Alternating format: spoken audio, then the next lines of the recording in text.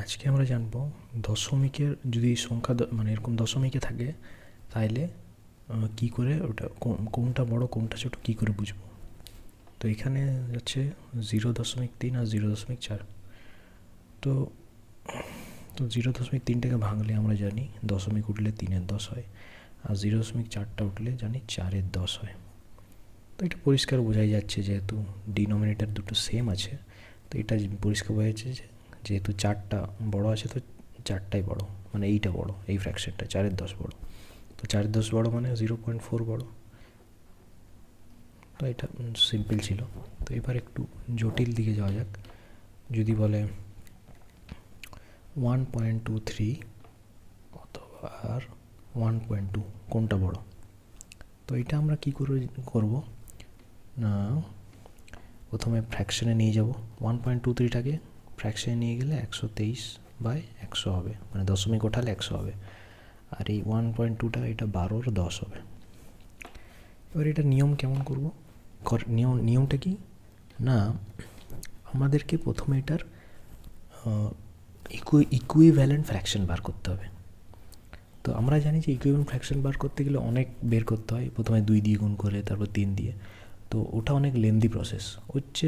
সহজ একটা পদ্ধতিতে হচ্ছে যে যে ডিনোমিনেটর আছে সেই দুগুলোর লসাগু করতে। লসাগু করলে কি হবে, 10 আর 100 লসাগু কত হবে,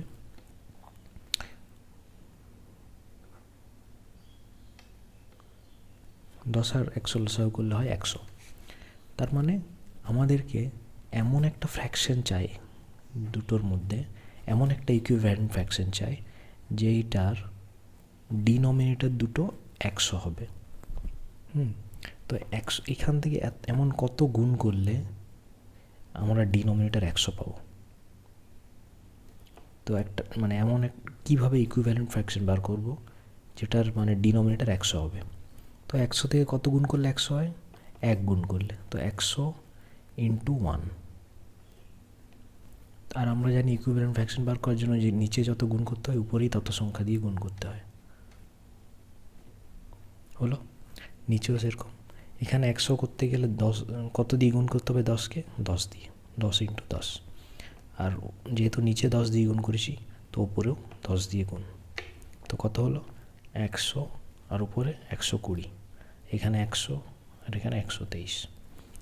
এবার দেখো ফ্র্যাকশন পেলাম যেখানে ডিনোমিনেটর সেম। এবার দেখো আমরা লাইক ফ্র্যাকশন পেয়ে গেছি, 123-এর 100 আর 120-এর 100। এবার আমরা জানি যে লাইক ফ্র্যাকশন যখন পেয়ে যাব তখন কোনটা বড় কোনটা ছোট বলা সহজ। তো আমরা জানি যে এখানে 123 বড়, তার মানে 123/100 বড়। তার মানে কোনটা বড়, 1.23টা বড়। কার থেকে না, 1.2-এর থেকে। এরকম আরেকটা প্রবলেম আছে, যদি করি 0.099 অথবা 0.19 কোনটা বড়। এবার আমরা প্রথমে জানি যে প্রথমে ফ্র্যাকশনে বার করব। তো এটা হবে 99-এর 1000, কারণ দশমিকের উপর 3টে শূন্য আছে। আর এটা হবে 19-এর 100। এরপরে কি না, এরপরে আমরা ইকুইভ্যালেন্ট ফ্র্যাকশনে বার করব। কিন্তু আমরা জানি যে ইকুইভ্যালেন্ট ফ্র্যাকশন বার কেমন আগে করছিলাম, যে 2 দিয়ে গুণ করে তারপর 3 দিয়ে গুণ করে উপর নিচে। তো ওটা অনেক লেন্দি প্রসেস। তো হচ্ছে সহজ প্রসেস কি না, ডিনোমিনেটরগুলোর লসাগু করো। তো 100 আর 1000-এর লসাগু করলে 1000 হয়। তার মানে কি যে এই যে এই এমন একটা ইকুইভ্যালেন্ট ফ্র্যাকশন বার হবে, এটার এমন একটা আর এটার এমন একটা ইকুইভ্যালেন্ট ফ্র্যাকশন বার হবে যেটার ডিনোমিনেটর হবে এই দুটোর লসাগু। বুঝলে? তো 100 আর 1000-এর লসাগু কত জানি, 1000। ওটা লসাগু করে দেখবে। আর এখানেও হবে 1000। মানে এমন একটা ইকুইভ্যালেন্ট ফ্র্যাকশন বেরোবে যেটার ডিনোমিনেটর হবে 1000। তো কী করে 1000 বের করলে না, 1000 থেকে কত গুণ করলে 1000 হয়। আমরা জানি যে ইকুইভ্যালেন্ট ফ্র্যাকশন বার করার জন্য একটা সংখ্যা দিয়ে উপর নিচে সেম সংখ্যা দিয়ে গুণ করতে হয়। তো 1000 থেকে কত গুণ করলে 1000 হয়, 1। তো নিচে 1 দিয়ে গুণ। তো আমরা জানি ইকুইভ্যালেন্ট ফ্র্যাকশন বার করার জন্য উপরেও সেম সংখ্যা দিয়ে গুণ করতে হয়। তেমনি এটাও 100 থেকে কত গুণ করলে 1000 হয়, 10। তো নিচে যেহেতু 10 দিয়ে গুণ করেছি তো উপরেও 10 দিয়ে গুণ। এবার কত দাঁড়ালো, 110 1000, 19 10 190, এখানে 1000 আর এখানে 99। এবার আমরা দেখো ইকুইভ্যালেন্ট ফ্র্যাকশন বার করলাম লসাগু করে, তারপরে দেখো আমরা আমরা লাইক ফ্র্যাকশন পেয়ে গেলাম, যেটা ডিনোমিনেটর যেহেতু সেম, তার মানে লাইক ফ্র্যাকশন পেলাম। এবার যখন লাইক ফ্র্যাকশন পেয়ে যায় তখন আমাদের কোনটা বড় কোনটা ছোট সহজ হয়ে যায় বলা।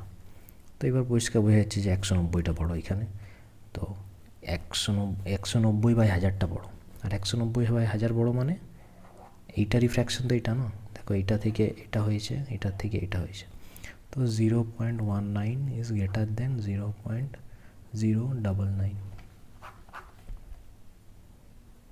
এটাই হচ্ছে ডেসিমেল ফ্র্যাকশনের।